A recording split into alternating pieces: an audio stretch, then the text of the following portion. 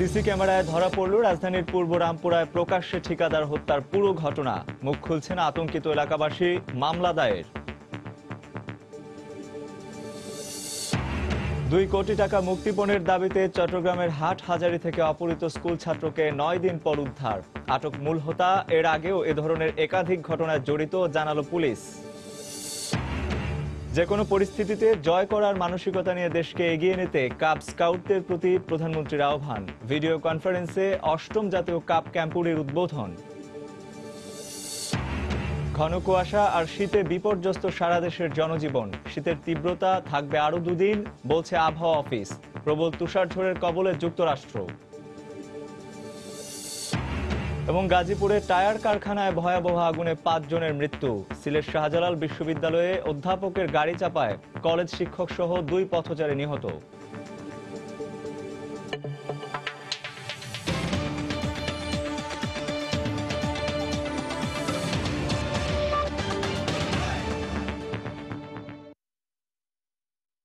প্রবাসী সময়ের সঙ্গে আছে আমি রঞ্জন শুভ্র। চাঁদার টাকা না দেয়ায় বাসায় ফকির নামে যে ঠিকাদারকে গতরাতে রাজধানীর পূর্ব রামপুরার জামতলা মোড়ে কুপিয়ে ও গুলি করে হত্যা করা হয়, সিসিটিভি ক্যামেরায় তার ছবি ধরা পড়েছে। পার্শ্ববর্তী কয়েকটি ভবনের থাকা ক্যামেরার ছবিতে পুরো ঘটনা ধরা পড়ে। ঘটনার পরপরই ঘটনাস্থলের কিছু দূর থেকে গুলি নিক্ষেপকারী একজনকে আটক করলেও এখনও আতঙ্ক কাটেনি এলাকায়। শুক্রবার রাত 8টার কিছু পর পূর্ব রামপুরা এলাকার সালামবাগ মসজিদ সংলগ্ন এই মোড়েই কুপিয়ে হত্যা করা হয় ঠিকাদার বাসাই ফকিরকে। ঘটনাস্থলে গিয়ে আশপাশের কয়েকটি ভবনের দেয়ালে দেখা যায় সিসিটিভি ক্যামেরা। এসব ক্যামেরাতেই ধরা পড়ে হত্যার পুরো ঘটনা। সিসিটিভির ছবিতে প্রথমেই দেখা যায় মোবাইল ফোনে কথা বলতে বলতে মোড়ে এসে দাঁড়ান ঠিকাদার বাসাই। এরপর দৃশ্যপটে হঠাৎই কয়েকজন যুবকের আগমন ঘটে। তাদের হাতে ছিল ধারালো অস্ত্র। প্রথমে কিছুটা দ্বিধান্বিত দেখা গেলেও পিছ থেকে কোনো একজনের নির্দেশ পাওয়া মাত্রই অস্ত্রধারীরা কোপাতে শুরু করে বাসাইকে। এক পর্যায়ে জীবন বাঁচাতে সেখান থেকে ছুটে পালানোর চেষ্টা করে বাসাই। কিছু দূর না যেতেই আবারও হামলা। 5 জনের সন্ত্রাসী দল এবার একযোগে কোপাতে শুরু করে তাকে। এ সময় সন্ত্রাসীদের একজনকে পিস্তল লোড করতে দেখা যায়। এরপর আরো কয়েকবার দৌড় দিলেও সন্ত্রাসীদের হাত থেকে রেহাই পায়নি বাসাই। এলোপাতাড়ি কোপানো শেষে তার বুকে ও পিঠে পরপর 3টি গুলি করে দ্রুত পালিয়ে যেতে দেখা যায় হামলাকারীদের। সিসিটিভি ক্যামেরার সময় অনুযায়ী হত্যার পুরো ঘটনাটি ঘটাতে সন্ত্রাসীরা সময় নেই মাত্র 3 থেকে 4 মিনিট। হামলা শেষে পালানোর সময় স্থানীয়দের সহায়তায় নূর মোহাম্মদ নুরা নামে এক সন্ত্রাসীকে ধরে ফেলে পুলিশ। জিজ্ঞাসাবাদ শেষে শুক্রবার রাতেই পুলিশ নিশ্চিত করে হামলাকারীরা স্থানীয় সন্ত্রাসী শাহজাদা বাহিনীর লোকজন। 5 জন আসছে, তার মধ্যে যার কাছে পিস্তল ছিল এবং যে পিস্তল দিয়ে সে গুলি করছে সেই পিস্তল সহ এই ছেলেটা আটক হয়েছে। সে নিজেই স্বীকার করছে তার বুলেটের মধ্যে পিস্তলে 5টা বুলেট ছিল, 3টা সে ইউজ করছে। এদিকে ঘটনার পর থেকে ব্যবসায়ী সহ এলাকাবাসীর মধ্যে বিরাজ করছে আতঙ্ক। শাহজাদার চাঁদাবাজিতে অতিষ্ঠের কথা জানালেও টিভি ক্যামেরার সামনে কথা বলতে রাজি হননি কেউ। তবে দোষীদের সবাইকে দ্রুত গ্রেপ্তার করে সর্বোচ্চ শাস্তি দাবি করেছেন নিহতের স্বজনরা। কাজের থেকে দাঁড়াইছে মতন 2 জন লোক বাসা থেকে এটা কিনেছে। নিরীহ লোক, এই রামপুর এলাকা যত লোকের কাছে জিগান ওর মতো ভালো লোক হয় না। যারা এই কাজ করছে তাদের ফাঁসি চাই। এ ঘটনায় মামলার কথা জানিয়ে পুলিশ বলছে হত্যাকাণ্ডে অংশগ্রহণকারী অন্য সন্ত্রাসীদেরকেও দ্রুতই গ্রেপ্তার করা হবে। তারেকুজ্জামান শিমুল, সময় সংবাদ, ঢাকা। চট্টগ্রামের হাটহাজারী থেকে অপহৃত এক শিশুকে 11 দিন পর খাগড়াছড়ির গুইমারা থেকে উদ্ধার করেছে পুলিশ। 2 কোটি টাকা মুক্তিপণের জন্য এই অপহরণ ঘটনার সাথে জড়িত থাকার অভিযোগে অপহরণকারী দলের প্রধান এবং 10 মামলার আসামি নুরুদ্দিন সহ 6 জনকে গ্রেফতার করা হয়েছে। পুলিশ বলছে চক্রটি অপহরণের মাধ্যমে কোটি কোটি টাকা মুক্তিপণ যেমন আদায় করছে, তেমনি আইনের হাতে ধরা পড়লেও ছাড়া পেয়ে আবারও একই অপরাধ করেছে। বিস্তারিত জানাচ্ছেন কমল দে। গত 13 জানুয়ারি সন্ধ্যায় হাটহাজারী উপজেলা সদরের নিজ বাড়িতে শিক্ষকের কাছে পড়তে বসার প্রস্তুতি নিচ্ছিল পার্বতী উচ্চ বিদ্যালয়ের 7ম শ্রেণীর ছাত্র শোয়েব আক্তার আপন। আর এ সময় দুর্বৃত্তরা হানা দেয় তাদের বাড়িতে। অতর্কিত হামলা চালিয়ে মা সহ অন্যান্য আত্মীয়দের বেঁধে রেখে আপনকে তুলে নিয়ে যায় অপহরণকারীরা। শিশু আপন অপহরণকারীদের সাথে যেতে না চাইলে হুমকি দেওয়া হয় তার মাকে হত্যা করার। পরে তারা আপনকে অজ্ঞাত স্থানে আটকে রেখে মুঠোফোনে 2 কোটি টাকা মুক্তিপণ দাবি করে। আমার মুখে বাঁধতেছে, আমাকে মুখ বেঁধে দিছে, বলতেছে যে তুমি যদি বেশি চিৎকার করো তাহলে তোমার মুখে জবা করে দেবো। 7-8 জন করে ঢুকে আলমারির মধ্যে যা কিছু ছিল ওরা সব নিয়ে ফেলছে। নিয়ে তারপর আমাকে হাত পা বেঁধে মুখ বেঁধে এক জায়গায় ফেলে রাখছে। এই ব্যাপারে আপনের মা বাদী হয়ে হাটহাজারী থানায় মামলা করলে পুলিশ অভিযানের নামে টানা অভিযান চালিয়ে অপহরণকারী দলের নেতা নুরুদ্দিন এবং তার ঘনিষ্ঠ সহযোগী অপু দাস সহ 6 জনকে আটক করে পুলিশ। আর 1-2 দিনের মধ্যে তাকে ভারতে পাচারের উদ্দেশ্যে এই বিষয়টা করতেছিল তারা। তাদের যে চক্র, সেখানে মোট 6 জনকে আমরা গ্রেপ্তার করতে সক্ষম হই। পুলিশ জানায় সংঘবদ্ধ অপহরণ চক্রের মূল হোতা নুরুদ্দিনের বিরুদ্ধে নগরীয় জেলার বিভিন্ন থানায় 10টি অপহরণ মামলা রয়েছে। এর আগেও আটকের পর জামিনে মুক্ত হয়ে একই কাজ করে কোটি কোটি টাকা আদায় করে নুরুদ্দিনকে যে গ্রেপ্তার করা হয়েছে তার বিরুদ্ধে প্রাথমিক তদন্তে জানা গেছে যে কোতোয়ালি, পাঁচলাইশ, হাটহাজারী, রাউজান এবং ফটিকছড়ি মিলিয়ে তার বিরুদ্ধে মোট 10টি মামলার মতো পাওয়া গেছে। এগুলি ম্যাক্সিমামই অপহরণজনিত মামলা। আরব আমিরাতের শারজা প্রবাসী মোহাম্মদ কবিরের এক ছেলে, 2 মেয়ের মধ্যে আপন সবার বড়। আটককৃতদের রিমান্ডে এনে জিজ্ঞাসাবাদ করা হবে বলে জানিয়েছে পুলিশ। কমল দে, সময় সংবাদ, চট্টগ্রাম। মাঘ মাসের শুরুতে রাজধানীতে হঠাৎ শীত বেড়ে যাওয়ায় বিপাকে নগরবাসী। শীতের তীব্রতা বাড়ায় কষ্টে পড়েছে শ্রমজীবী সাধারণ মানুষ, বৃদ্ধ এবং শিশুরা। ঠান্ডাজনিত রোগে সবচেয়ে বেশি আক্রান্ত হচ্ছে শিশুরা। এ অবস্থায় চিকিৎসকরা শিশুকে সবসময় গরম কাপড় দিয়ে ঢেকে রাখার পরামর্শ দিয়েছেন। এদিকে আরও 2-1 দিন শীতের তীব্রতা থাকবে বলে জানিয়েছে আবহাওয়া অফিস। আরও জানাচ্ছেন তোহা খান তামিম। সময়টা মাঘ মাস, তাই তো গত কয়েকদিন ধরেই সকাল থেকে রাজধানীতে এমন কুয়াশাচ্ছন্ন আবহাওয়া, সঙ্গে পাল্লা দিয়ে বাড়ছে বাতাস। শীতের এই তীব্রতা সবচেয়ে বেশি কাবু করছে শিশু ও বৃদ্ধদের। শীতের কারণে প্রতিদিনই হাসপাতালে বাড়ছে ঠান্ডাজনিত রোগীর সংখ্যা। কাশি হয়েছে, আবার শ্বাস হাঁ করে অনেক কষ্ট হয় শ্বাস নিতে। এই 3 দিনে ঠান্ডা থেকে এই শ্বাসকষ্টটা দেখা গেছে, এর আগে এরকম দেখা যায়নি। ওয়েদার চেঞ্জের কারণে তো সমস্যা হয়েই থাকে, সেজন্যই বিশেষ করে ইফেক্ট পড়ছে ওর শরীরের কন্ডিশনে। নিউমোনিয়া গেছে, শ্বাসকষ্ট চলতেছে, এখনো কমে নাই, চিকিৎসা চলতেছে। 2-3 দিন যাবতের যে শীতটা, এই কারণে ওর ঠান্ডা নিউমোনিয়া হয়ে গেছে। চিকিৎসকদের পরামর্শ, শীতের এই সময় 6 মাসের কম বয়সী শিশুদের শুধু মায়ের দুধ পান করাতে হবে। হসপিটাল অ্যাডমিশনে আমাদের ঠান্ডা বা ব্রঙ্কিওলাইটিস বা নিউমোনিয়ার মাত্রা অনেক বেড়ে গেছে। এই সময় মাদেরকে অবশ্যই ঠান্ডা থেকে বাচ্চাকে সেফ রাখতে হবে। ঘরে যদি ঠান্ডা থাকে, বিশেষ করে ছোট ছোট বাচ্চা 2 মাস 3 মাস, ঘরটাকে কিভাবে গরম রাখা যায়। 6 মাসের আগে বাচ্চারা শুধুমাত্র বুকের দুধ খাবে। শরীরটাকে যদি সবসময় গরম রাখে, গরম কাপড় চোপড় পরিয়ে রাখে, পাটা ঠান্ডা হয়ে যায়, ওখানে একটু পা মোজা ব্যবহার করা, মাথাটা ঠান্ডা হয়ে যায়, মাথা টুপি ব্যবহার করা। এদিকে আবহাওয়া অফিস বলছে শীতের তীব্রতা থাকবে আরো 2-1 দিন। বৃষ্টি হয়ে যাওয়ার পর সাধারণত তাপমাত্রা কমে যায় এবং সেই হিসাবেই তাপমাত্রাটা কমে গেছে। ঢাকায় তাপমাত্রা আছে 13.2 ডিগ্রি, সবচেয়ে কম। গত 2 দিনে আপনার বাতাসের গতিটা একটু বেড়েছে। উত্তর পশ্চিম দিক থেকে যে বাতাসটা আসছে, সেটা আরো 2-3 দিন অব্যাহত থাকতে পারে। তারপর থেকে আমরা আশা করছি যে তাপমাত্রা আবার বাড়বে। রাজধানীতে বেলা বাড়ার সঙ্গে সঙ্গে সূর্যের দেখা পাওয়ায় কিছুটা স্বস্তিতে ছিন্নমূল মানুষ। তোহা খান তামিম, সময় সংবাদ, ঢাকা। অন্যদিকে তীব্র তুষার ঝড়ের কবলে যুক্তরাষ্ট্র। তুষার ঝড়ে জমা বরফের পরিমাণ সাম্প্রতিক সময়ের যে কোনো রেকর্ড ছাড়িয়ে যাবে বলেও আশঙ্কা করছেন আবহাওয়াবিদরা। ওয়াশিংটনে ঝড়ের তীব্রতা ও ক্ষয়ক্ষতির পরিমাণ সবচেয়ে বেশি হবে বলে ধারণা করা হচ্ছে। দেশটির বিভিন্ন অঞ্চলে তুষার ঝড়ের কবলে পড়ে এ পর্যন্ত অন্তত 10 জন মারা গেছেন। ইতোমধ্যে ওয়াশিংটন সহ 10টি অঙ্গরাজ্যে জরুরি অবস্থা ঘোষণা করেছে দেশটির সরকার। আমাদের নিউ ইয়র্ক প্রতিনিধি শিহাবুদ্দিন কিস্তুর তথ্য, টিএম মামুনুর রশিদের পাঠানো ছবি নিয়ে ডেস্ক রিপোর্ট। ঘন্টায় 50 থেকে 60 কিলোমিটার গতিবেগের অবিরাম এই তুষারঝড়কে বলা হচ্ছে যুক্তরাষ্ট্রের সাম্প্রতিক সময়ের সবচেয়ে ভয়াবহ তুষারঝড়। ওয়াশিংটন থেকে নিউ ইয়র্ক, দেশটির গোটা পূর্বাঞ্চল ঢেকে গেছে পুরো বরফের চাদরে। রাস্তাঘাট, ঘরবাড়ি থেকে শুরু করে গাছপালা, নদীনালা, কিছুই যেন বোঝার উপায় নেই কোনটি আসলে কি। আবহাওয়ার পূর্বাভাসে বলা হয়েছে তুষারঝড়ের কারণে আগামী কয়েক ঘন্টায় ওয়াশিংটন সহ এর আশপাশের অঙ্গরাজ্যগুলোতে প্রায় 76 সেন্টিমিটার পর্যন্ত পুরো বরফ জমতে পারে। সেই সঙ্গে ঘন্টায় সর্বোচ্চ প্রায় 80 কিলোমিটার বেগে বয়ে যেতে পারে বাতাস। পরিস্থিতি মোকাবেলায় শহরের 59টি অঞ্চলে 2000-এরও বেশি ট্রাক, প্রায় 2500 পরিচ্ছন্নতা কর্মী ও 450টি যান্ত্রিক ঝাড়ু কাজ করছে। শহরের 6005 মাইল সড়ক পরিচ্ছন্নতায় 3 লাখ টনেরও বেশি লবণ এবং 579টি লবণ ছড়ানো গাড়ি নিয়োজিত রয়েছে। তুষারঝড় সত্ত্বেও ভ্রমণকারীদের অনেকেই নিউ ইয়র্কের টাইম স্কয়ারে এসেছেন তুষারপাত উপভোগ করতে। তবে দুর্যোগকালীন সময়ে নিত্য প্রয়োজনীয় পণ্য সামগ্রী সংগ্রহে রাখার বিষয়টি ভোলেননি তারা। ফ্ল্যাশ লাইট, মোমবাতি সহ যা যা লাগবে সবকিছুই সাথে আছে। ভীষণ উপভোগ করছি। এরকম ঝড় জীবনে কোনোদিন দেখিনি। ভীষণ ঠান্ডা, কিন্তু তারপরও ভাল লাগছে। সবাই মিলে বন্ধুর জন্মদিন উদযাপন করতে এসেছি। আমাদেরকে বলা হয়েছে পরিবারের সাথে বাড়িতে থাকতে, কিন্তু কারো কথা না শুনে বের হয়ে এসেছি, কারণ এরকম চমৎকার দিন আর পাওয়া যাবে না।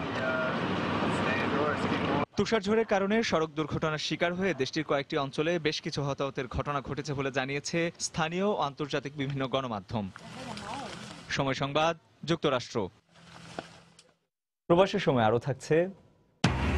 অমর একুশে গ্রন্থমেলার প্রস্তুতি চলছে জোরে সোরে। নির্ধারিত সময়ে কাজ শেষ হওয়ার আশা প্রকাশকদের ওপর উগ্রবাদীদের হামলার ঘটনায় শঙ্কা।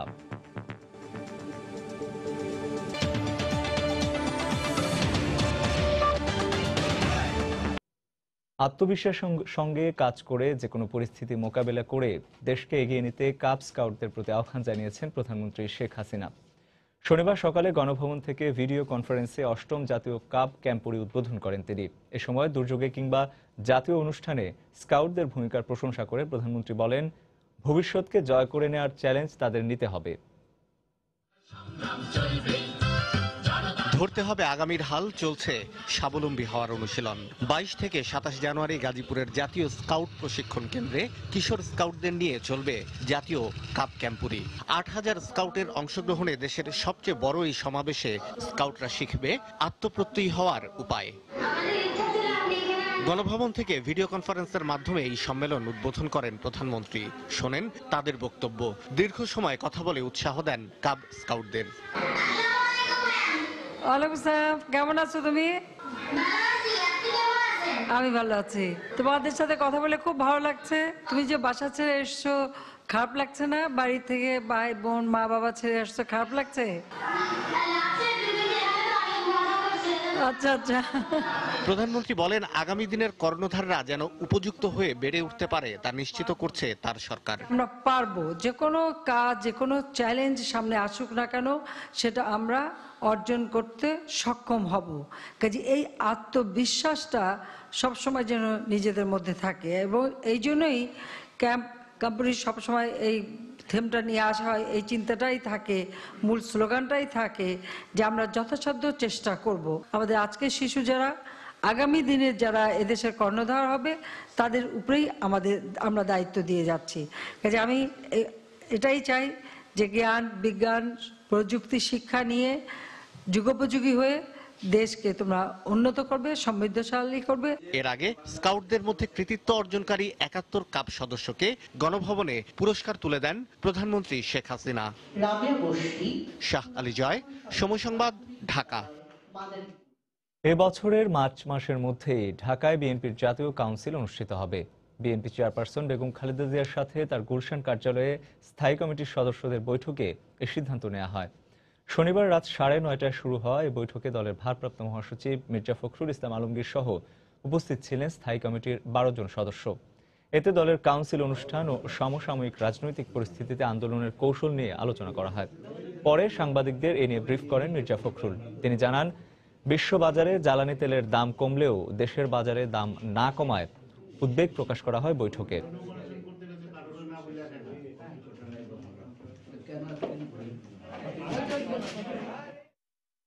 সারা বিশ্বে জ্বালানি তেলের মূল্য হ্রাস করা হয়েছে, কারণ জ্বালানি তেলের দাম বহু কমে গেছে।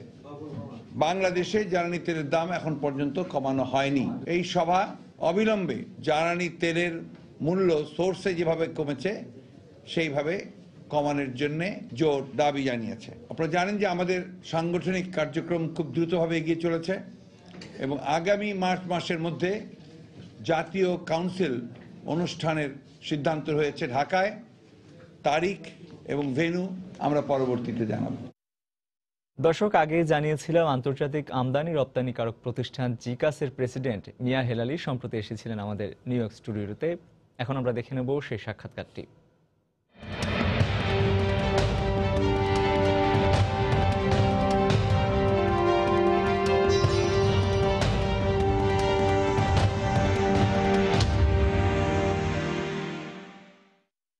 দর্শক, প্রবাসের বাংলাদেশ অনুষ্ঠানের সময় নিউ ইয়র্ক স্টুডিওতে আপনাদেরকে স্বাগত জানাচ্ছি। আমি শিহাবুদ্দিন কিসলু। আজকে আমাদের সাথে আলোচনায় অতিথি হিসেবে রয়েছেন আন্তর্জাতিক বাজারে আমদানি এবং রপ্তানিকারক প্রতিষ্ঠান জেইকাসের প্রেসিডেন্ট মিয়া হেলালি। মিয়া হেলালি, আপনাকে আমাদের অনুষ্ঠানে স্বাগত। ধন্যবাদ আমাকে আপনাদের স্টুডিওতে আমন্ত্রণ জানানোর জন্য। দর্শক, আজকে আমরা আলোচনা করব বাংলাদেশের পণ্যের বাজার। মিয়া হেলালি, আপনি যে জেইকাসের প্রেসিডেন্ট, এই জেইকাস কি ধরনের ব্যবসা করে? আমার প্রতিষ্ঠানটি চীন, ভিয়েতনাম, ইন্ডিয়া থেকে automotive rich finishing supplies, textile made ups, hardware কিছু আইটেমস এবং কিছু মেডিকেল সাপ্লাইজ আমরা এইসব দেশ থেকে সোর্স করি এবং ডিস্ট্রিবিউট করি ইউরোপে এবং আমেরিকায় আমাদের ডিস্ট্রিবিউটরদের মাধ্যমে। এখন ধরেন চীনে, মোস্টলি চীনে অবস্থা অনেক পরিবর্তন হয়েছে। সেখানে উৎপাদন ব্যয় বেড়েছে, তারপর তার সাথে ভীষণভাবে দুর্নীতি প্রবেশ করেছে এবং মালামালের উৎপাদিত পণ্যের গুণাগুণ কিছুতেই সেখানে রক্ষা করা যাচ্ছে না। তো এরকম একটা ভয়াবহ অবস্থার ভেতরে আমরা মূলত বাধ্য হয়েই এখন নতুন উৎসের সন্ধানে বেরিয়েছি। এবং যেহেতু আমি নিজে বাংলাদেশের, এবং বাংলাদেশ এখন বিভিন্ন সেক্টরে ভীষণভাবে অগ্রগতি দেখিয়েছে এবং সেজন্য আমরা মোটামুটি বেশ আকৃষ্ট এখন বাংলাদেশে থেকে এইসব জিনিসগুলি, কিছু জিনিস অন্তত সোর্স করার জন্য। গার্মেন্টসকে বাদ দিলে আর কি কি পণ্যের বাজার রয়েছে এই প্রবাসে? আমার মনে হয় বাংলাদেশের অর্থনীতি এবং বাংলাদেশের রপ্তানি বাণিজ্য সম্পর্কে কথা বলতে গেলে গার্মেন্টস সেক্টর সম্পর্কে কথা না বলে আমার মনে হয় অন্য বিষয়ে টাচ করা ঠিক হবে না। যেটা খুব সংক্ষেপে গার্মেন্টসের উপর একটু আলোকপাত করতে চাই। বাংলাদেশ টিআইবি গার্মেন্টসের উপরে একটি রিপোর্ট প্রকাশ করেছে এবং যে রিপোর্টটি নেতিবাচক এবং আমার কাছে মনে হয়েছে রিপোর্টটি খুব ইল কনসিভ এবং টিআইবি একটা জিনিস খুব ট্রান্সপারেন্ট হয়েছে রিপোর্ট থেকে, যে TIB had a very poor judgement এই রিপোর্টটি প্রকাশে। এজন্য বলছি যে বাংলাদেশের আরএনজি এখন ইন্টারন্যাশনাল একটা প্লেয়ার, মানে আন্তর্জাতিক প্রেক্ষাপটে আরএনজি একটা মানে খুব ডমিনেন্ট প্লেয়ার। সেই জন্য এর সম্পর্কে একটা বাজে রিপোর্ট প্রকাশ করলে সেটা this sense A shock wave, মানে আন্তর্জাতিক বাজারে একটা ভূমিকম্পের সৃষ্টি করবে। এবং যখন রানা প্লাজা এবং তাজরিন ফ্যাশনের ব্যাপার থেকে বাংলাদেশ নিজের ভাবমূর্তি পুনরায় প্রতিষ্ঠিত করবার চেষ্টা করছে এবং অনেক দূর এগিয়েছে, ঠিক সেই সময় এ ধরনের একটা রিপোর্ট মানে এই ক্ষেত্রে অনেক সমস্যা সৃষ্টি করতে পারে বলে আমার ভয় হচ্ছে। এবং তারপর ধরেন জিএসপি যেটা ছিল বাংলাদেশের উপর, এটা আমি ব্যক্তিগতভাবে মনে করি এটা একদম রাজনৈতিক একটা সিদ্ধান্ত ছিল এবং যারা জিএসপি পুনর্বহাল করতে চান না এটা তাদের হাতকে শক্তিশালী করবে বলে আমার ধারণা। এবং দ্বিতীয়ত এই জন্য বলছি আরেকটি কারণ, যে যখন আপনি বাংলাদেশের আরএমজি সম্পর্কে কথা বলবেন এবং যে কোনো অনিয়ম বলবেন, তখন এর সাথে আপনাকে একটা আন্তর্জাতিক যারা কম্পিটিং কান্ট্রিজ বাংলাদেশের তাদের সম্পর্কেও কথা বলতে হবে, যে ইন্ডিয়া, নেপাল, ভিয়েতনাম, চীন, পাকিস্তান যারা আমাদের কম্পিটিং কান্ট্রিজ, ইন্দোনেশিয়া, তাদের ক্ষেত্রে এই ধরনের অনিয়ম আছে কিনা। এবং আমার জানা মতে তাদের দেখে ওখানে বহু ধরনের অনিয়ম আছে। যেমন আমি নাম মেনশন করছি না কোনো কান্ট্রি, কিন্তু ব্যক্তিগতভাবে আমাদের কাছে প্রমাণ আছে যে এই সমস্ত কোনো দেশে আপনার মিনিমাম সিকিউরিটি প্রিজন, যেটা জেল হাউস, সেখানেও গার্মেন্টসের একটা পার্ট তৈরি হচ্ছে এবং সেগুলি আমেরিকা এবং ইউরোপের মতো বাজারে যাচ্ছে। তো এখন টিআইবি যদি তাদের আন্তর্জাতিক পরিসরে বিভিন্ন দেশকে মিলিয়ে এ ধরনের রিপোর্ট প্রকাশ করেন, তাহলে আমরা সেই রিপোর্টকে আমরা একদম অগ্রাহ্য করব না। কিন্তু এখন মনে হচ্ছে যেটা গার্মেন্টসের বিজিএম এর সভাপতি যেটা বলেছেন, যে একটা ইল মোটিভ নিয়ে বাংলাদেশের এই সেক্টরটিকে ক্ষতি করবার জন্য টিআইবি রিপোর্টটি প্রকাশ করেছেন, আমি তার সাথে একমত হচ্ছি এবং আমি আশা করব টিআইবি বাংলাদেশের স্বার্থ পক্ষে হানিকর এ ধরনের রিপোর্ট ভবিষ্যতে এইভাবে প্রকাশ করবেন না। হ্যাঁ, যেমন আমেরিকায় যে সমস্ত পণ্যের বাজার বাংলাদেশের আছে, যেমন ফার্মাসিউটিক্যাল ইন্ডাস্ট্রি, কিন্তু সেটা তো খুব ইটস নট ভেরি ইজি। আমি জানি যে স্কয়ার এবং বেক্সিমকো FDA অ্যাপ্রুভাল পেয়েছেন এবং আমরা আশা করি অচিরেই তারা মার্কেটে প্রবেশ করবেন, কিন্তু এটা তো সবার জন্য সম্ভব না। কিন্তু যেমন ফার্নিচার ধরেন, ফার্নিচার সেক্টরে আমেরিকা একটা বিশাল আমদানি করে থাকে, তো এই সেক্টরটা বাংলাদেশ আমার মনে হয় একটু দৃষ্টিপাত করতে পারে।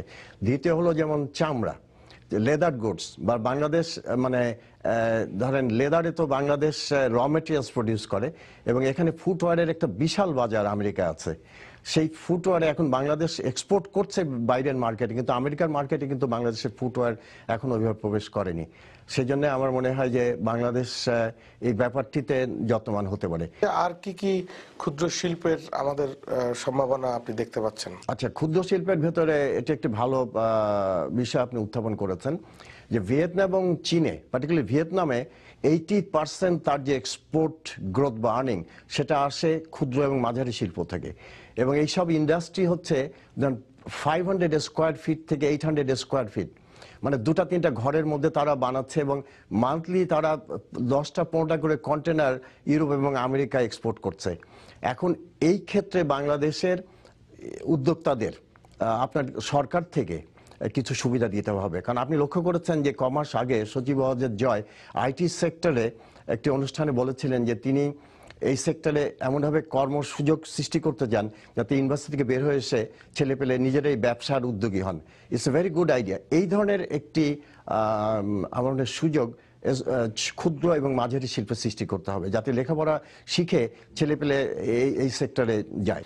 এমনিতে আমাদের ক্ষুদ্র এবং মাঝারি শিল্পের কথা আমরা বলছিলাম, সেদিক থেকে আমরা কি চায়না এবং আমাদের অন্যান্য যে পার্শ্ববর্তী দেশগুলো আছে তাদের সঙ্গে কম্পিটিশনে প্রতিযোগিতায় আমরা? আচ্ছা হ্যাঁ, এখানে আরেকটি ভালো প্রসঙ্গ উল্লেখ করেছেন, সেটি হলো যে বাংলাদেশে যে কোনো ব্যবসা স্থাপনের যে কস্ট সেটা ভেরি হাই। প্লাস্টিক প্রোডাক্টসে আপনাকে রেজিন ইম্পোর্ট করতে হবে। চায়নায় যেটা করে যে এই ক্ষুদ্র এবং মাঝারি শিল্প তারা ধরেন ডিউটি ড্রব্যাকের সিস্টেম ইউজ করে না, কিছু আমদানিকারক আছে তারা প্লাস্টিক রেজিনটা ইম্পোর্ট করে এবং যিনি ম্যানুফ্যাকচারার তিনি ওইখান থেকে এক্সপোর্টের জন্য হলে উইদাউট পেইং এনি ডিউটি, মানে কোনো ট্যাক্স না দিয়ে, মানে আমদানি কি বলেন আমদানি শুল্ক না দিয়ে তিনি সেগুলো ব্যবহার করছেন। কিন্তু বাংলাদেশে সিস্টেমটা একটু ডিফারেন্ট এবং ডিফিকাল্ট। মানে আপনি আমি যেটুকু জানি যে আপনাকে একটা বন্ডেড ওয়্যার হাউসের লাইসেন্স নিতে হবে এবং সেই লাইসেন্স নিয়ে আপনাকে আমদানি করতে হবে, আপনাকে তারপরে প্রোডাকশন করে আপনাকে দেখাতে হবে কতটা প্রোডাকশন করেছেন, অনেকটা গার্মেন্টসের অ্যাক্সেসরিজের মতো। এটা ক্ষুদ্র এবং মাঝারি স্কেলের যারা উদ্যোক্তা তাদের জন্য এটা ইজি না। সেজন্য যদি ফেডারেশন অফ চেম্বার, আমি আবার মতলব সাহেবের দৃষ্টি আকর্ষণ করছি আপনার সময় টেলিভিশনের মাধ্যমে, তিনি যদি এ বিষয়ে একটু ভূমিকা নেন যে রেজিন যারা কেউ আমদানি করলো বা যারা উদ্যোক্তা তারাও যদি সরাসরি আমদানি করে, এই ব্যাপারটি যাতে একটু সিম্পলিফাই করা হয়, তাহলে plastic industry can take a big headway, কারণ এটা একটা বিরাট বাজার। কিন্তু বাংলাদেশের আসার কথা হচ্ছে এখন বাংলাদেশে যারা উদ্যোক্তা তারা তরুণ এবং তারা ভেরি অ্যাগ্রেসিভ, ভেরি ডিনামিক। আপনি যে কোনো জিনিস দিলে তারা বানিয়ে দিতে পারবে। তার যেটা দরকার সেটা হলো সরকারের যে তারা যাতে এগুলি করতে পারে সেজন্য সরকারের কিছু সুবিধা। আপনার ভাবনায় কি আছে? আপনি তো এমনিতেই বলছেন যে বাংলাদেশ থেকে নতুন করে আপনি ভাবছেন যে আপনার এই আমদানি ব্যবসাটি আপনি করবেন, সেই ক্ষেত্রে বাংলাদেশে ফরেন মানে প্রবাসী ইনভেস্টরদের যেটা আছে বাংলাদেশে, যেটা বলেছি যে initial investment cost is very high. যেমন জায়গার একটা বিরাট সংকট, আপনি ঢাকা শহর বাদ দিয়ে আপনি ভালুকা বা ওই সমস্ত জায়গা আমরা যেগুলি দেখেছি এগুলি জায়গার অনেক দাম, মানে ইনিশিয়াল ইনভেস্টমেন্টের কস্ট বাংলাদেশে ইজ ভেরি হাই। তা এখন আপনি প্রথম হলো যে সরকারি নীতিমালা, সরকারের এগুলি ইনভেস্টমেন্ট বান্ধব ফ্রেন্ডলি হতে হবে। সেকেন্ডলি হলো যে যদি এই ধরনের জোন তৈরি করেন, আমি জানি না আপনি রাসাল খায়মা দুবাই এগুলো দেখেছেন কিনা, একদম তৈরি করা ঘর বাড়ি, you can go and start your business. আসার কথা হচ্ছে যে বাংলাদেশ থেকে you can bring anything you want, মানে they can make it. The country has come to a that level যে মানে এই উদ্যোক্তারা যে কোনো জিনিস এখন তৈরি করতে। তাহলে আমরা থেমে আছি কোথায়? আমরা থেমে নাই, কান্ট্রি ইজ মুভিং। আপনাকে অনেক ধন্যবাদ আমাদের স্টুডিওতে আসার জন্য। ধন্যবাদ। দর্শক, আজকের মতো এখানে বিদায় নিচ্ছি। আবারও দেখা হবে নতুন কোনো অতিথিকে সাথে নিয়ে। সে পর্যন্ত সুস্থ থাকুন, ভালো থাকুন।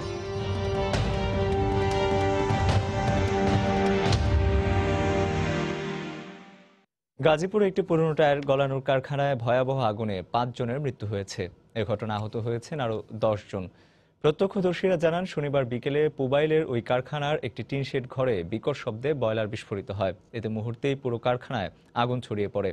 এ সময় কারখানার পাশের রাস্তা দিয়ে যাবার সময় 2 জন নিহত হন। নিহত ডলি বারুইবাড়ি সরকারি প্রাথমিক বিদ্যালয়ের শিক্ষক বলে জানিয়েছেন স্থানীয়রা। এছাড়া আগুনে পুড়ে আরও 3 শ্রমিকের মৃত্যু হয়। আহত 10 জনকে প্রথমে নেওয়া হয় টঙ্গী সরকারি হাসপাতালে, পরে উন্নত চিকিৎসার জন্য তাদের ঢাকা মেডিকেল কলেজ হাসপাতালে পাঠানো হয়। ফায়ার সার্ভিস জানিয়েছে, জয়দেবপুর ও টঙ্গী ফায়ার স্টেশনের 6টি ইউনিট ঘটনাস্থলে পৌঁছে প্রায় 1.5 ঘন্টার চেষ্টায় আগুন নিয়ন্ত্রণে আনে। এদিকে নিয়ম না মেনে কারখানা তৈরি করার কারণেই এমন দুর্ঘটনা ঘটেছে বলে জানিয়েছেন স্থানীয় সংসদ সদস্য এবং মহিলা ও শিশু বিষয়ক প্রতিমন্ত্রী মেহের আফরোজ চুমকি। প্রবাসের সময় আরও থাকছে, ঢাকা আন্তর্জাতিক বাণিজ্য মেলায় ক্রেতা দর্শনার্থীর উপচে পড়া ভিড়। কেনাকাটার পাশাপাশি ঘুরে ফিরে আনন্দ উপভোগে মশগুল নগরবাসী।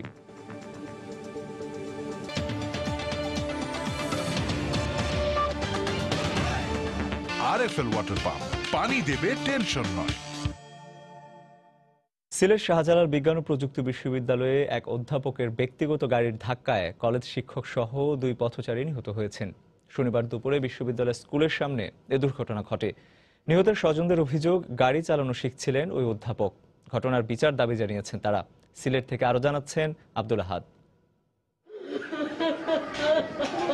স্বামী আতাউর রহমানকে হারিয়ে এভাবেই দিশেহারা হয়ে পড়ছেন স্ত্রী ফারজানা চৌধুরী। আর পাশেই হাসপাতালের বিছানায় যন্ত্রণায় ছটফট করছে এ ঘটনায় আহত তার মেয়ে রাহিবা। বাবার সাথে শাহজালাল বিশ্ববিদ্যালয়ে আইআইসিটি ভবন দেখতে গেলেও বাবাকে সাথে নিয়ে আর ফেরা হয়নি 7ম শ্রেণীর ছাত্রী রাহিবার। প্রত্যক্ষদর্শীরা জানান, মেকানিক্যাল ইঞ্জিনিয়ারিং বিভাগের অধ্যাপক ডক্টর আরিফুল ইসলাম তার নিজের গাড়ি চালিয়ে ক্যাম্পাসে যাচ্ছিলেন। এ সময় নিয়ন্ত্রণ হারিয়ে বেশ কজন পথচারীকে ধাক্কা দিলে ঘটনাস্থলেই একজন নিহত হন। আহত 4 জনকে উদ্ধার করে সিলেট ওসমানী মেডিকেল কলেজ হাসপাতালে ভর্তি করা হয়। পরে চিকিৎসাধীন অবস্থায় মারা যান ছাতক ডিগ্রি কলেজের শিক্ষক মোহাম্মদ আতাউর রহমান। এমনি টিচার তার কলিগরাও আছে এখানে, এমনি বেড়ানি যায়, অনেক সময় হাঁটাতে যায় না আর কি। গাড়িটা মানে ওনার উপরে চলে আসছে আর কি। কারে ধাক্কা যায়, 3 জন মানুষ ক্ষতি করছে, 2 জন মানুষ নিহত হচ্ছে, 1 জন মানুষ আহত হচ্ছে। আমার যে বাবা মারা গেছেন, আপনি কি ধরনের বিচার চান? আমি চাই ওর ফাঁসি হোক। এদিকে খবর শুনে ওসমানী হাসপাতালে ভিড় করেন নিহতের স্বজন ও সহকর্মীরা। তাদের অভিযোগ, চালককে পাশে বসিয়েই গাড়ি চালানো শিখছিলেন ওই শিক্ষক। উনি নতুন ড্রাইভ শিখতেছিলেন, শেখার সময় গিয়ে তিনি অ্যাক্সিডেন্টটা করেন। পূর্ণাঙ্গভাবে জেনে কিন্তু ড্রাইভ করাটা উচিত। ফৌজদারি অপরাধ, এই বিষয়ে আমরা ঘটনাস্থল থেকে সব রকম আলামত সংগ্রহ সেগুলো আমরা সম্পন্ন করে ফেলেছি। আমরা তাদেরকে ধরার চেষ্টা করছি। এদিকে দুর্ঘটনার পর গাড়িটি পুলিশ জব্দ করলেও পলাতক রয়েছেন অধ্যাপক ডক্টর আরিফুল ইসলাম। আব্দুল আহাদ, সময় সংবাদ, সিলেট। এবার প্রবাসের খবর। চট্টগ্রামের রাউজানের সংসদ সদস্য ও রেল মন্ত্রণালয়ের সংসদীয় স্থায়ী কমিটির সভাপতি ABM ফজলুল করিম চৌধুরী এমপি বলেছেন, দেশের উন্নয়নে প্রবাসীদের অবদান অপরিসীম। সংযুক্ত আরব আমিরাতের শারজাহ হোটেলে প্রবাসী বৃহত্তর চট্টগ্রাম সমিতির কার্যকরী কমিটির অভিষেক অনুষ্ঠানে প্রধান অতিথির বক্তব্যে তিনি একথা বলেন। এ সময় তিনি আরো বলেন, প্রবাসী চট্টগ্রাম সমিতির সদস্যদের পরস্পরের মধ্যে ভ্রাতৃত্বের বন্ধন সৃষ্টি করে প্রবাসীদের কল্যাণে কাজ করতে হবে। সমিতির সভাপতি আরশাদ হোসেন হীরার সভাপতিত্বে ও সাধারণ সম্পাদক মোহাম্মদ ওসমানের সঞ্চালনায় বিশেষ অতিথি হিসেবে দুবাই কনসুলেটের ভারপ্রাপ্ত consul general doctor AKM Rafiq Ahmed সহ সংগঠনের আরো অনেকেই উপস্থিত ছিলেন।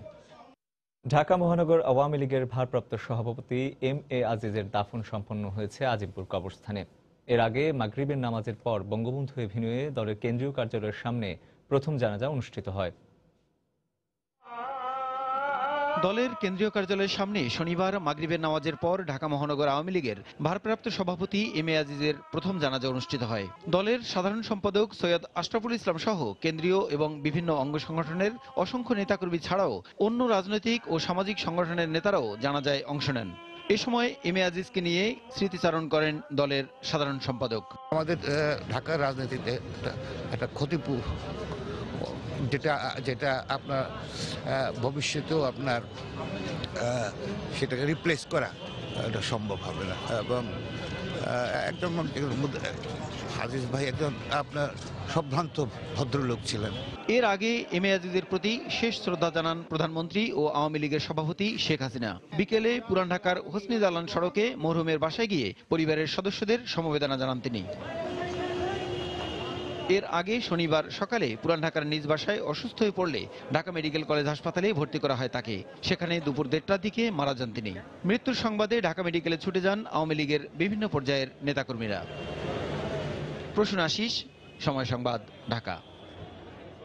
অমর একুশে গ্রন্থমেলার প্রস্তুতির শেষ পর্যায়ে চলছে স্টল নির্মাণ ও সাজসজ্জার কাজ। প্রকাশকরা প্রতিদিনই বুঝে নিচ্ছেন স্টল। তবে ব্লগার ও প্রকাশকদের উপর উগ্রবাদীদের হামলার ঘটনায় কিছুটা শঙ্কায় রয়েছেন তারা। এদিকে বইমেলার অবকাঠামো নির্মাণের জন্য কাজ বরাদ্দ পাওয়া প্রতিষ্ঠান ও কর্মরত শ্রমিকরা জানিয়েছেন নির্ধারিত সময়ের মধ্যেই পুরো আয়োজনের কাজ শেষ করতে পারবেন তারা। সামুয়েল মুহিদের রিপোর্ট। রাজধানীর সোহরাওয়ার্দী উদ্যানে হাতুড়ি পেরেক ও বাঁশের কাঠামোর ভিত্তি বলে দিচ্ছে সময় ঘনিয়ে আসছে একুশে বইমেলার। চলছে শেষ সময়ের প্রস্তুতি। প্রতিদিন সকাল থেকে মধ্যরাত পর্যন্ত বইমেলার পুরো অবকাঠামো নির্মাণ করার জন্য পরিশ্রম করছেন অর্ধশতাধিক শ্রমিকের একটি দল। বাংলা একাডেমির ভিতরে কাজ বসছে 10 তারিখে, সহদ্যোজন কাজ বসছে 15 তারিখে। পার্টিশনের রাখ করছি, ভিতরে বক্স হবে, এগুলি করতেছি, র‍্যাক বানাইতেছি। এদিকে বইমেলার অবকাঠামো নির্মাণ কাজ পাওয়া প্রতিষ্ঠান জানিয়েছে চলতি বছর বইমেলায় গুচ্ছ আকৃতিতে স্টল ও প্যাভিলিয়ন নির্মাণ করা হচ্ছে। নতুন এই কাঠামো বইমেলার স্টলগুলোতে বৈচিত্র্য আনবে। একটা গুচ্ছের ভিতর আপনার বড় প্যাভিলিয়ন থাকবে একটি, তার চারদিক ধরে আপনার 3টার স্টল কেউ নিচ্ছে, 2টার স্টল, সিঙ্গেল স্টল সবগুলো থাকতেছে। প্রকাশকরা জানিয়েছেন প্রতিদিনই স্টল বুঝে পাচ্ছেন তারা। তবে মেলার প্রবেশপথ ও শিশুদের প্রবেশ সহ অন্যান্য কিছু সুবিধা বাড়ানো দরকার। গেট যেটা আছে এটাতে খুবই অপ্রীতিকর অবস্থা হয়, দুই একটা জায়গা ভেঙে গেট করে দেওয়া হয় তাহলে সবচেয়ে সুবিধা হয়। মেইন রোড থেকে ঢুকতে এই রাস্তাগুলো যদি সলিং করে দেয়, শিশুরা আসে, তাতে করে ধুলাবালির কারণে তাদের ঠান্ডা লেগে যায়। জাগৃতির প্রকাশক ফয়সাল আরিফিন দীপনকে হত্যা ও শুদ্ধস্বরের প্রকাশক আহমেদুর রশিদ চৌধুরী টুটুলের ওপর হত্যা চেষ্টার ঘটনার পর বইমেলা হচ্ছে। একের পর এক হামলার ঘটনা প্রকাশকদের মাঝে এক ধরনের শঙ্কা কাজ করছে। একটা পর একটা ঘটনা ঘটছে, দীপেনের মতো ভালো একটি ছেলেকে মেরে ফেলছে, সেই ক্ষেত্রে তো কিছুটা নিরাপত্তার ঝুঁকি থেকেই যায়। চলতি বছরের বইমেলায় বর্ধমান হাউস সংলগ্ন বাংলা একাডেমি প্রাঙ্গণ ও সোহরাওয়ার্দী উদ্যান মিলিয়ে প্রায় 650 স্টল ও 15টি প্যাভিলিয়ন থাকবে বলে জানিয়েছেন সংশ্লিষ্টরা। সামিউল মুহিত, সময় সংবাদ, ঢাকা।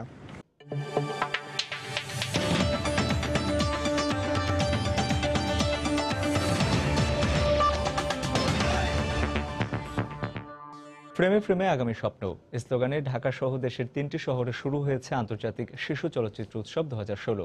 বিকেলে কেন্দ্রীয় পাবলিক লাইব্রেরির চত্বরে জমকালো আয়োজনে উৎসব উদ্বোধন করেন অর্থমন্ত্রী আবুল মাল আব্দুল মুহিত। এ সময় পতাকা উত্তোলন ও বেলুন ওড়ানো ছাড়াও জাতীয় সঙ্গীত ও উৎসব সঙ্গীতে অংশ নেন অতিথি উৎসবে অংশগ্রহণকারীরা। 7 দিনব্যাপী চলচ্চিত্র উৎসবে 30টি দেশের 2 শতাধিক শিশুতোষ চলচ্চিত্র প্রদর্শন করা হবে। উদ্বোধন শেষে সন্ধ্যায় শওকত ওসমান মিলনায়তনে আলোচনা সভার আয়োজন করে উৎসব পরিষদ। অনুষ্ঠানে অর্থমন্ত্রী ছাড়াও সংস্কৃতিমন্ত্রী আসুজ্জামান নূর ও দেশের অন্যতম শিশুতোষ চলচ্চিত্র পরিচালক মোর্শেদুল ইসলাম উপস্থিত ছিলেন। ঢাকা ছাড়াও শিশু চলচ্চিত্র উৎসব অনুষ্ঠিত হচ্ছে সিলেট ও রাজশাহী বিভাগে।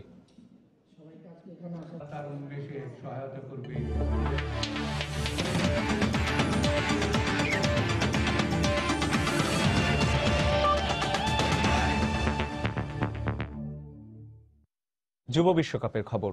মূল পর্ব শুরুর আগে প্রস্তুতি ম্যাচে জয় পেয়েছে বাংলাদেশ। চট্টগ্রামের জহুর মাহিদ চৌধুরী স্টেডিয়ামে 63 রানে জয় পেয়েছে মেহেদী হাসান মিরাজের দল।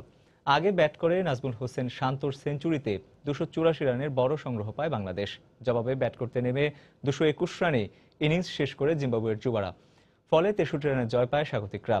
সাইফ আর পিনাকের উদ্বোধনী জুটিতে বাংলাদেশের শুরুটা ভালো হয়নি। ব্যক্তিগত 6 রানে এলবিডব্লিউ এর ফাঁদে পড়েন সাইফ হাসান। এরপর দলীয় 71 রানে উইলিয়াম মাসিঙ্গের শিকার হন জয়রাজ। পরে দলের হাল ধরেন শান্ত। তার ব্যাটে ভর করে বড় সংগ্রহের পথে এগুতে থাকে বাংলাদেশ। শান্তর 102 রানের দুর্দান্ত ইনিংসে 9 উইকেটে 284 রানের ফাইটিং স্কোর করে বাংলাদেশ অনূর্ধ্ব-19 দল। জিম্বাবুয়ের হয়ে 5 উইকেট নেন উইলিয়াম মাসিঙ্গে। জবাবে ব্যাট করতে নেমে খুব একটা সুবিধা করতে পারেনি জিম্বাবুয়ে। দলীয় স্কোর 3 অঙ্কে পৌঁছানোর আগেই 3 উইকেট হারায় জিম্বাবুয়ানরা। তবে স্রোতের বিপরীতে সেঞ্চুরি করে দলকে এগিয়ে নেওয়ার চেষ্টা করেন রায়ান মারে। কিন্তু ইয়াং টাইগারদের বোলিং তোপে কোনো ব্যাটসম্যানই রায়ানকে সঙ্গ দিতে ক্রিজে বেশিক্ষণ টিকতে পারেননি। অবশেষে নির্ধারিত ওভার শেষে 7 উইকেট হারিয়ে 221 রান করে জিম্বাবুয়ে। এ পর্যায়ে শীর্ষ সংবাদ জানিয়ে দিচ্ছে আরেকবার। সিসি ক্যামেরায় ধরা পড়ল রাজধানীর পূর্ব রামপুরায় প্রকাশ্যে ঠিকাদার হত্যার পুরো ঘটনা। মুখ খুলছে না আতঙ্কিত এলাকাবাসী, মামলা দায়ের। 2 কোটি টাকা মুক্তিপণের দাবিতে চট্টগ্রামের হাটহাজারী থেকে অপহৃত স্কুল ছাত্রকে 9 দিন পর উদ্ধার। আটক মূল হোতা এর আগেও এ ধরনের একাধিক ঘটনায় জড়িত জানালো পুলিশ। যে কোনো পরিস্থিতিতে জয় করার মানসিকতা নিয়ে দেশকে এগিয়ে নিতে কাব স্কাউটদের প্রতি প্রধানমন্ত্রীর আহ্বান। ভিডিও কনফারেন্সে 8ম জাতীয় কাব ক্যাম্পুরের উদ্বোধন।